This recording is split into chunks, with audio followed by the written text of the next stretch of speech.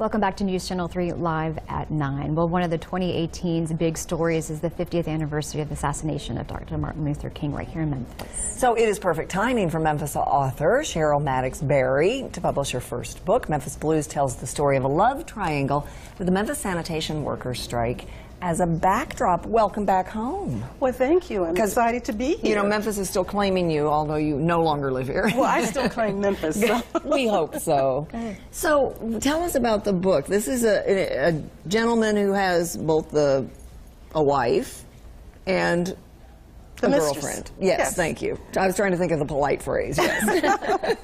You can't be polite about it. So, what's the story? The story is there are two women involved with a handsome, ambitious, troubled doctor. As you mentioned, one is his sweet but homely wife, and the other is his beautiful, naive country mistress. And both women have children by him, and for the sake of their kids and their own well-being, they're trying to break this controlling grip that he has on them. The story, as you mentioned, is set during the 1968 sanitation workers' strike. And by coincidence, one night, all three of them end up at a strike rally.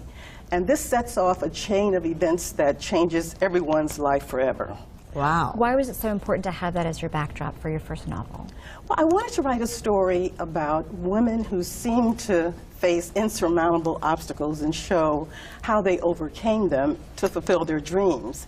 And I also wanted to write about the most significant thing that happened to me when I was growing up in Memphis, and that was when Dr. King came to town. Yeah, the timing is perfect. I know you've worked on this book for quite a while, but it may be kismet that you finished it in 2018. Absolutely. And the themes from the book, self-discovery, female empowerment, and racial pride, those themes are still relevant today, 50 years later, considering the Me Too movement, Time's Up, and of course the Black Lives Matter movement. Absolutely. So was your aspiration to always publish a novel, or, because you, as I said, you worked on this for quite a while, around your day job, as we say? Well, I'm a former journalist, and we always say there is a book or two or three in all of us. Right. It's not as easy to birth it as it sounds, right? Because there's so many other things that are going on. But I knew that one day I did want to write a book, and the timing was right, and I started this in 1995 on a cold, windy night in Chicago. I had just gotten a new laptop. And I sat down and I started thinking about, okay, what can I put together to make an interesting story? And I thought about it, and just started writing.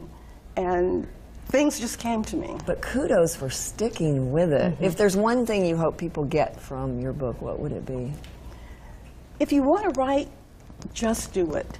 You have to be disciplined. You have to tune out social media, TV, going to the movies, and in my case, Miami, going to the beach. And just sit there and do it for a certain number of hours a day. Even if you don't want to do it, make yourself just sit there to write a sentence, a paragraph, a page.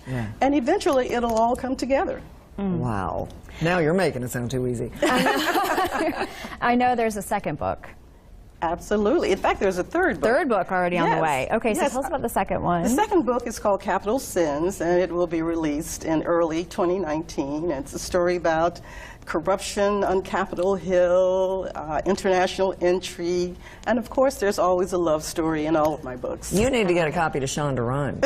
Seriously. Do you know her? No.